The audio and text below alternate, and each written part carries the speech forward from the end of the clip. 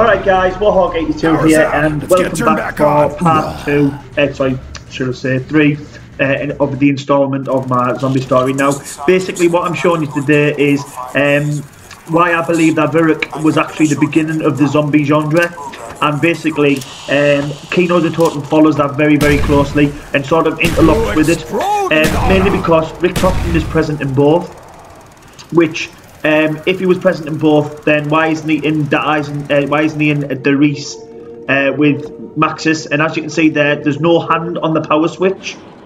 But if you go to Viruk, I hope I pronounced that right, you will see that there is a hand on the power switch. Now I believe that this is Peter's hand, because we all know from Shino Numa that he hung himself, which is I think what this mannequin represents, or he possibly hung himself, which is I think what this mannequin represents, and obviously he chopped his arm off, which again is something that you see, I think it's the left hand that he cuts off, and that's the one that you always see on the power switches. However, in Kino the Totem, you don't see a hand on the power switch, which I believe that they're in the process of doing things. Also, some of the quotes in Kino the Totem is that they've been testing on the subjects for 5 days now, and there's been no results. However, you know, they believe that they are going to further out and stuff like that. And on the wall here, you've got obviously a lot of inscriptions, you know, sort of, you could say, notes of a madman.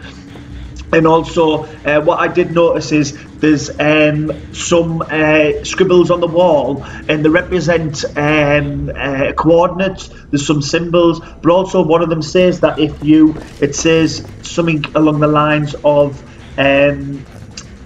stretch the motor, stretch the receivers, and it says something the pulse generated in the motor receptors, or something to do like that, and basically I think that's sort of saying, like, you know, to do with mind control or electric shocks and pushing the human body to the boundaries. And you know, I've got a small theory that, imagine if like nobody actually escaped from the asylum, you know, a bit like a 12 Monkeys sort of thing in Inception, you know, when they don't know if they're awake or they're asleep, they don't know if they're dreaming or not. And this also brings me into Nakdo the Untotem, and this is because that there's no power, there's no perks apart from mule kick, and I think that was just a later addition put in for Black Ops 1 version.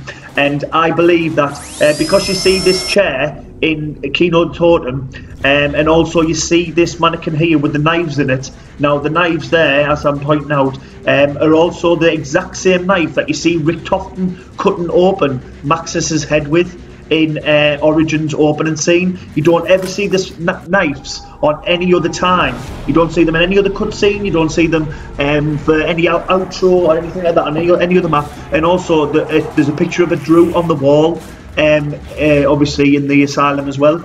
Now, you know, again with this with the electric chair, if you're teleporting on Kino, you actually go into a room and you actually see this chair again, but obviously there's a lot of like mist and other bits and bobs around, as if you're having some sort of like mental flashback into your past as you get teleported, as if the electricity generated within the teleporter is somehow bringing back memories from your subconscious, because of the fact that you get, as you can see there, electro, so it looks like there was some sort of like electro sort of shock therapy maybe put on. And also, I'm not too sure why there's a teddy room full of teddies here, but Samantha's actually crying in that room on Kino. I just thought I'd add it because I thought that was quite interesting, because I thought, is that like sort of, you know, like your inner child is getting hurt and stuff? I mean, I'm not saying that, you know, Samantha's an inner child, but I do believe that there's something a little bit more than just what meets the eye, and I'm hoping that the story develops you know, later on and shows this. Now on the walls, I did notice there was a couple of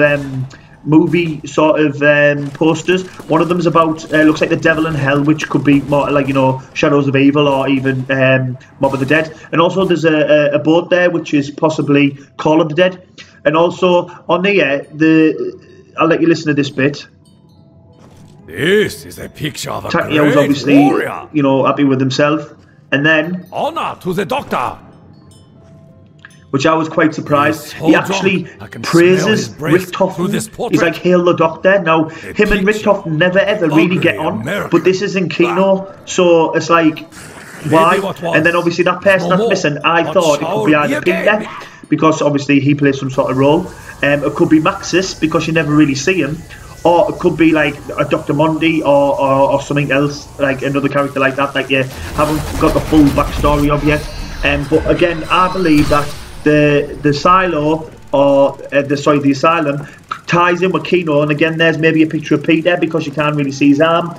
You know what I mean? Maybe that's the guy there. And also the clock's going backwards, which I mean that's strange. And why is it not 115? Zombies have been very particular in doing the clocks a certain time, and I noticed on 5 as well there's a lot of clocks that are totally different. And then obviously you're going back to Natto, and there's no power, and it's sort of like a surreal feel to it. And I think this is actually a nightmare because it says ascend from the darkness. You know yourself, when you go to sleep, you close your eyes, it gets dark, then you start dreaming, or sometimes you'll wake up and it'll be dark, and then you'll open your eyes and you've sort of snapped out your dream. I believe that this is a place where they go inside the mind when they're getting the treatment. That's going to be it for this episode. Hopefully you're enjoying it so far. Hopefully you're going to get into it, and I will bring all this to a head into a nice juicy story. But until next time, that's Warhawk 82 out. Peace.